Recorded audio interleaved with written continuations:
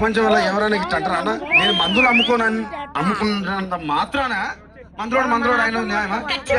లేవుగా ఇలా కండక్టర్ ఉన్నాడు, కండక్టర్ మొగుడా, పోలీస్ ఆయన ఉన్నాడు, పోలీస్ మొగుడా అంటారా? ఎందుకంటారు? ఏవో అలా అట్లా అంటే నన్ను కూడా అట్టే అనాలి. కానీ దండం పెడతా ఒక్క మాత్రం అన్నాను మాకే. ఏ మాట? అదే ఏ మాట చెప్పు. మాట మాట